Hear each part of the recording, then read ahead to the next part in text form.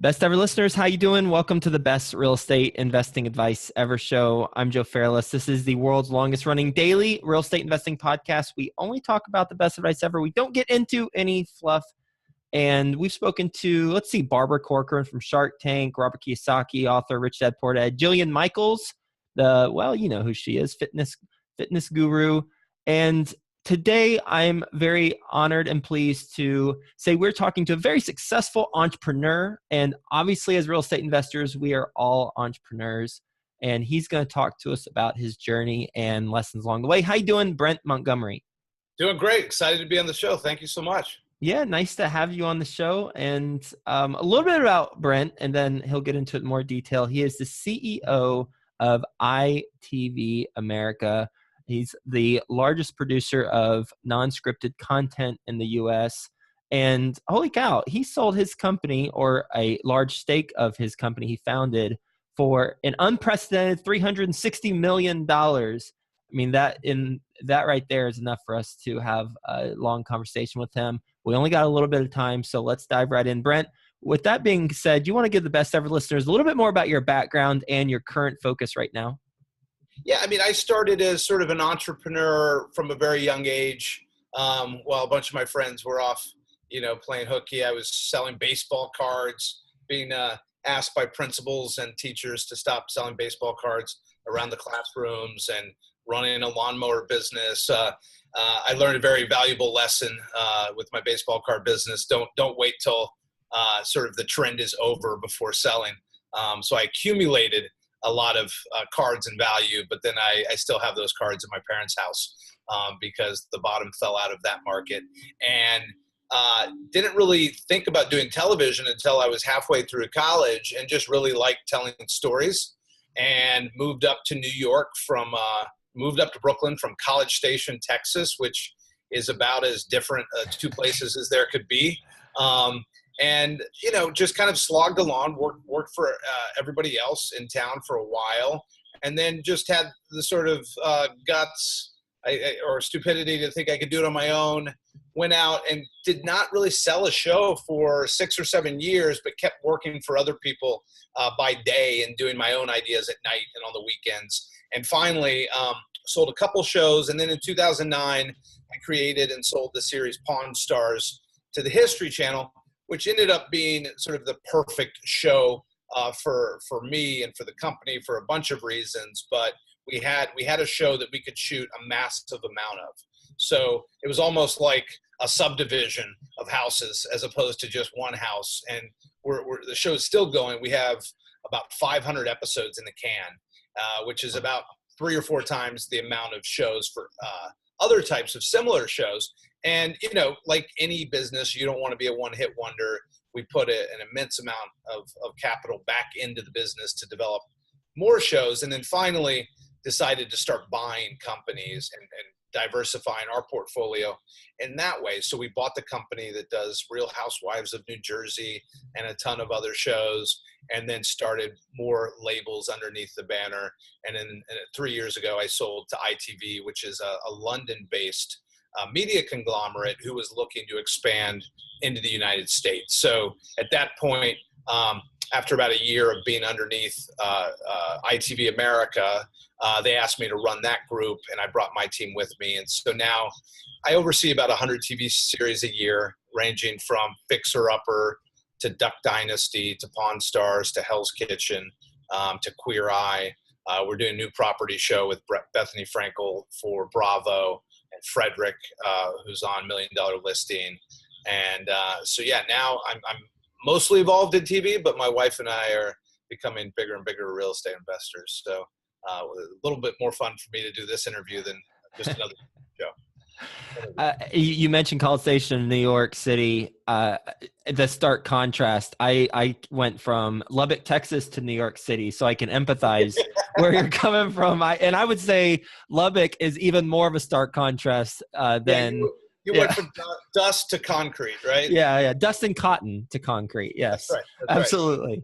Right. So 500 episodes, lots of questions that come from this, and I'll just go in no particular order.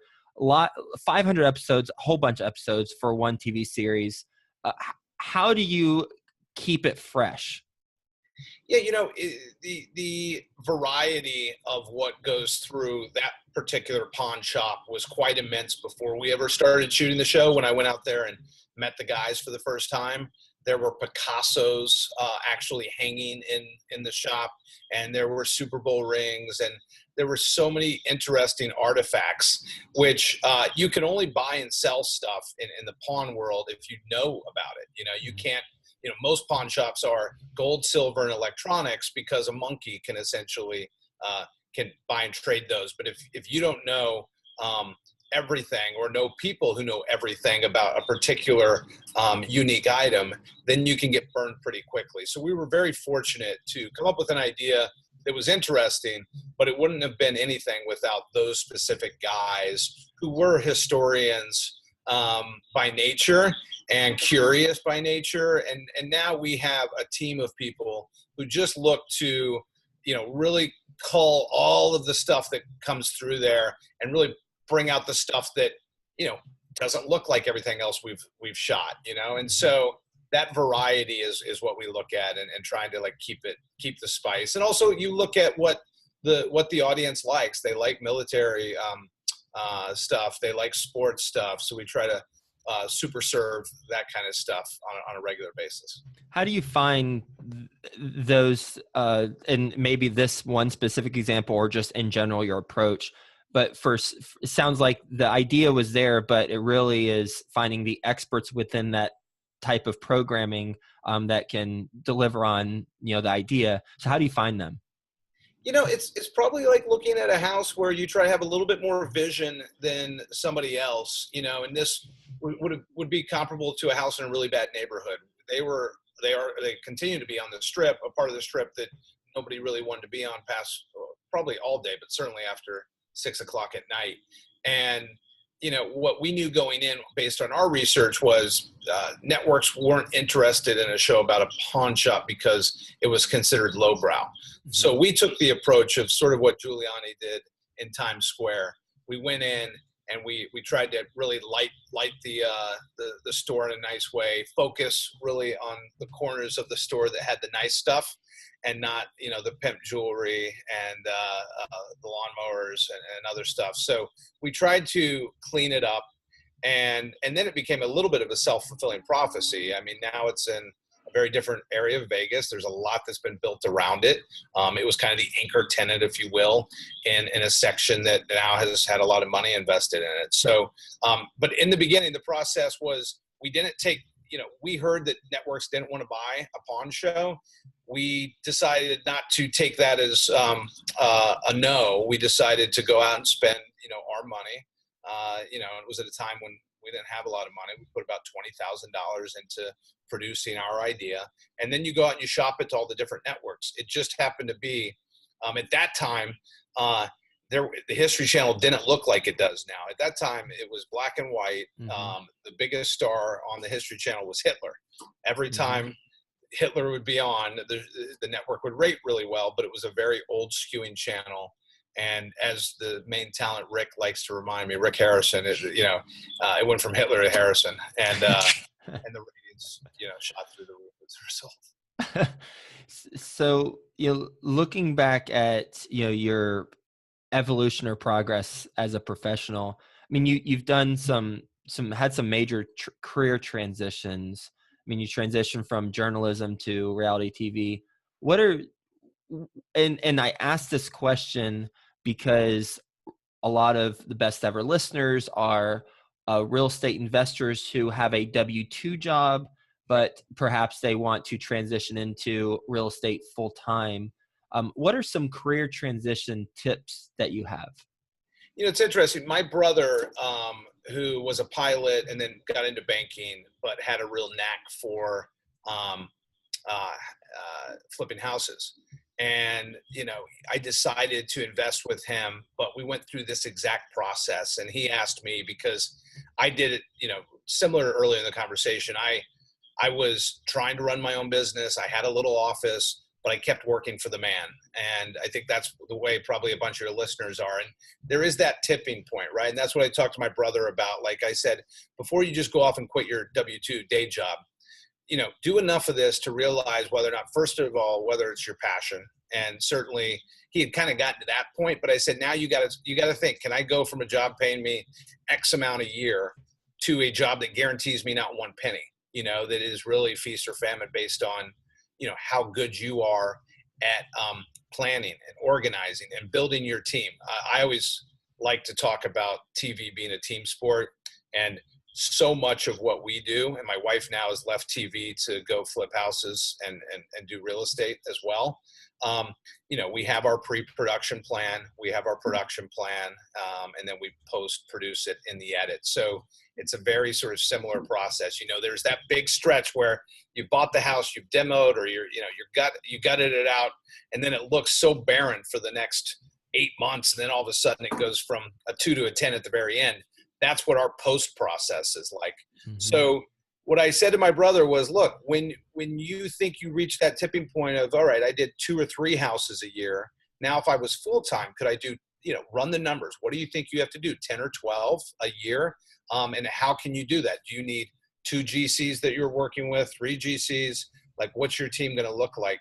And, when I say TV is a team sport, I feel like I try to reward my TV team more for passing the ball than dunking the ball. And when you have a team like my wife is now building out for her flipping business, it's just every single person that you can bring onto your team will actually affect your ability to scale. And I think also just asking people, for your listeners, like, you want to probably talk to 6 or 8 people who know you and who can be honest with you and will tell you the good and the bad about your plan. I think everybody always sees, like our show Fixer Upper, you can watch that show and, those guys are, best in class now, but there were years and years where, they were struggling. And, that ability, you have to look at your personal finances and your responsibilities. I started my business before I was married, before I had kids. I couldn't start my business in the same way now that I did when I was 26. Mm-hmm. I want to ask a couple more questions about your career, and then I want to talk about your wife's venture and flipping houses and your real estate stuff. In terms of your career, I mean, with the team, well, really simple question. Actually, I want to go a different direction. You oversee 100 TV series a year. What are your main responsibilities right now? Yeah, I used to be the guy that would come up with the idea, go out and meet the talent. Now my responsibility is to manage the business. And, we're so much of the world is being going from an analog to a digital world. And TV certainly is the latest content producer to do it. Music, was one of the print media, music, broadcast television. And now we're in a world where the traditional cable markets are different than they used to be.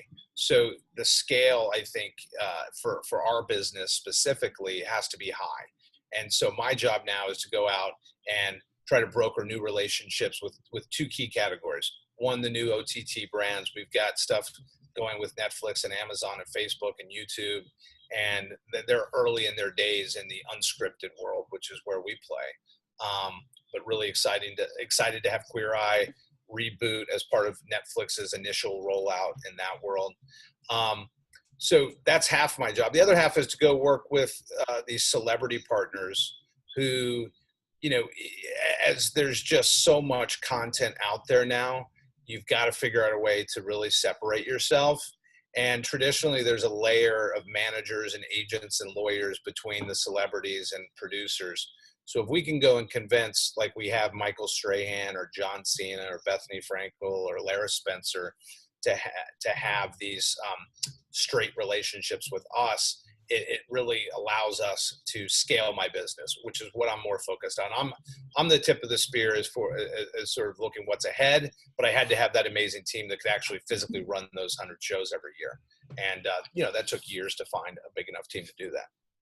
And then in terms of knowing when to sell a company, I mean, you sold a large percentage of the company you founded. How do you know when is a good time to sell? I remember my father-in-law once saying, like, when the stock boys are talking about flipping houses, or he used that example, but it could be any business, right? Then it may be too late. And certainly I had seen that with my baseball card business, which was a very small business at the time, but I was left holding the bag. And I thought there would be a 2.0 in our industry, but I thought I had to be a part of a much bigger conglomerate, and because the whole market's consolidating. You look at Time Warner, you look at Comcast buying NBCU, like the whole world's consolidating, and that's really important. I mean, the latest one is Discovery likely buying Scripps, which is HGTV. So we wanted to be a part of something bigger, and that's when we sort of saw the tightening of the market. And our business is domestic and now becoming global, where many of your listeners are more focused on a very regional um, business, I would assume. Mm-hmm. Yep. So now let's talk about fixing and flipping. Yeah. Your wife has started the company and she's doing it. It sounds like you've alluded to real estate investments. What are you two focused on from an investing standpoint? We probably got about 20 properties spread between Texas, Los Angeles, and the New York City and Connecticut area. So it's where we spend most of our time. I have to be in Los Angeles every winter. Don't have to be, enjoy being out there then. And Los Angeles is on fire. Connecticut is going through a rough patch because it's so tied to financial services. Texas is in a really good spot because it's a right to work state. It is a no state income. So many big businesses are moving into Texas that go well beyond gas and oil. Like if you look at Texas, when I grew up, I saw friends, go from being really rich to really poor, or vice versa, because it was a one pony town and with oil. So what we're looking at are sort of price point houses that feel like they're affordable to what we're seeing as people moving more into urban areas. Where we live in Old Greenwich, Connecticut, there's several towns that you can walk into town. And we like that. We've seen our friends like that. We've seen sort of a migration away from the back country and mid country and these, McMansions that are, a 15 or 20 minute drive to town. So we're focused on, in that market, it's crazy because you go to other parts of the country, a house that's $200,000 to $300,000 is $1.5 to $2 million there. So the price points are fairly high, which means in success, the margins can be, fairly lucrative.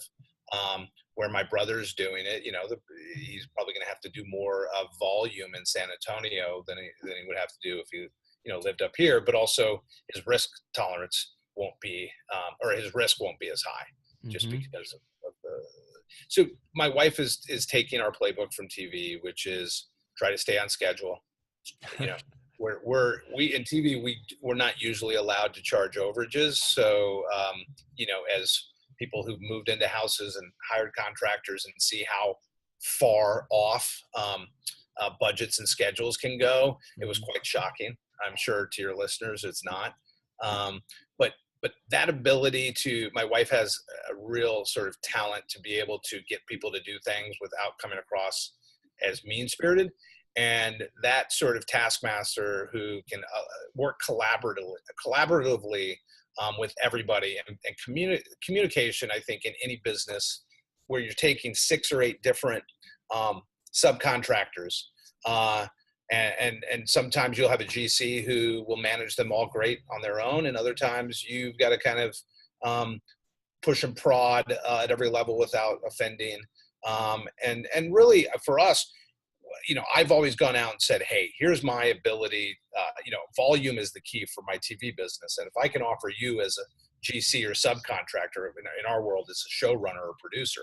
If I can offer you more volume of work, I can get you at a discount. So our ability to go out and say, look, we're going to try to do 10 or 15 homes this year. We're going to guarantee you that work. You can plan for your own life and your vacations. And that's our big sort of, I don't know if to say it's an advantage, but that's our strategy, is to go in and have the same people develop, our team, and not, by the time we do our 5th house together, we should all really have a working understanding of how we all like to work with each other and what are third rails as well. Mm-hmm. And fix and flipping versus investing passively in deals versus, you mentioned you were a lender with, I think you said your brother, right? Early on some deals, or partner. Why fix and flipping versus the different types of other ways you can do real estate? We're doing some passive stuff as well. I think it's more fun. I think, it's obviously harder. I think we're gluttons for punishment. Yeah. But there is just something about, after 6 months watching a TV show that you came up with, that you think you saw the diamond in the rough. And I think for my wife, when her and her team, and we brought in a real estate broker, so we have a broker in-house to where we're taking away that repetitive cost over time, and taking out, just having to work with 6 or 8 different brokers. We wanted somebody working for us directly. But for those guys to find a house, envision what, somebody else might not have, and then at the end of the day, do those after shots. I mean, I'm not involved with my wife's business because I'm so busy, but I love going. I do the before shot. I go right when she buys it. I look at it, and then I go when it's done. It's actually the best way. Based on your experience as an entrepreneur and also a real estate investor, what is your best real estate investing advice ever? That's a good one. My first house I ever bought, I'm a king for, I had a big sucker sign on my forehead for upsell. I was looking for a 3-bedroom apartment and bought a 3-family house in Weehawken, New Jersey, which I found out years later the houses were built for the people building the Lincoln Tunnel, which was in the late 20s, I think. Yep. And the houses were flat roofs, and they were meant to last. I found out years after buying the house, 14 to 15 years. This was 85 years later. My best advice is probably trust those inspection reports. I went back and I looked at the inspection report, which is a first-time buyer. I kind of glossed over every single thing they predicted.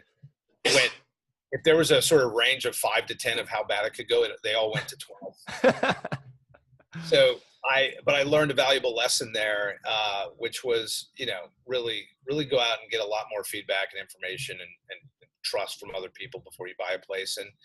And if there's any way for, I think it's so important now to look at what's happening at the macroeconomic level and where you live, and obviously, you mentioned earlier, my favorite, 2 favorite books, but Rich Dad, Poor Dad is my favorite sort of business book. And then Into Thin Air, which is it was my favorite non-business book. But everything that he talks about in that book is owning the process, and I think vertically integrating your real estate business in any way you can, to where you're not paying out fees and everything. When you feel like you can take that leap, when you feel like you can bring a GC on staff, or you can, just bring part of the process in-house, will allow you to have sort of the bigger wins, and also weather the storms of, when the tough thing, everybody sees Fixer Upper other shows and thinks every house sells, quickly. That's not the case. So. Yes, that is true. I often wonder about the portrayal, not necessarily of any show that you've got, but just in general, the portrayal of the fix and flips and the success rate that they seem to have on every one of the flips within the amount of time they flip it. Yeah, and I think for the most part it's probably accurate, but you've got to think these are people who've done hundreds of homes and made all their mistakes, along the process. And if you're doing it as a part-time job, I think the danger for doing it as a W-2 player, right, is you can't be on site. You can't have the sort of task whipping that team into shape like you could if you could be there on site every day. I'm sure most GCs are happy to not have the investor on site every day, but that really, I think, becomes extremely important. Is as soon as you think you can dedicate full time to it and take that risk, then you're going to be able to really shorten the time frame on a lot of these properties. And so, yeah, it's probably, your point is accurate. I think if you were to take a true sampling of all people fixing houses, the actual percentages of success would be dramatically lower than, Chip and Joanna and stuff like that. You ready for the best ever lightning round? Yes. All right, let's do it. Best ever deal you've done that you haven't mentioned already? Oh, good question. I would have to say getting into business with, I'd mentioned his name, but John Cena, who is a famous WWE wrestler, but like Dwayne Johnson, The Rock, he's going well outside of his comfort zone now. And he's a guy who I sort of went into the meeting thinking, this guy looks like I'd say meathead with the most loving way. He looks like a superhero. And I expected him to be, a jock, one of the smartest guys I've ever come across, one of the most deep human beings, 500 Make-A-Wishes, which is more than double anybody else's. Wow. So I thought I was just getting in bed with a great TV host, but instead it's just a great human being. It's good backstory. I had no idea about that. What's a mistake you've made on a transaction that you haven't talked about already? I made a huge mistake in one deal where I believed what I was told about the loan. It's not the loan. I thought we were going to be paying out pre-taxes, and it was post-taxes, and the amount of money was in the millions of dollars. Get a second opinion. Yeah. So, what was the result? It all worked out fine, because we were able later to sell the entire business and recoup it, but it could have been really problematic if we hadn't sold. Yeah, that would be a problem. What's the best that you talked about John and his Make-A-Wish Foundation doubled than anyone else? What's the best ever way you like to give back? I like to give back, but with time and sort of spreading, you can teach somebody how to fish, as opposed to just giving them fish. And so, I like to teach that entrepreneurial spirit and spending time with young people. I donate money and do all the sort of passive type things, but for me, if I have the ability to impact.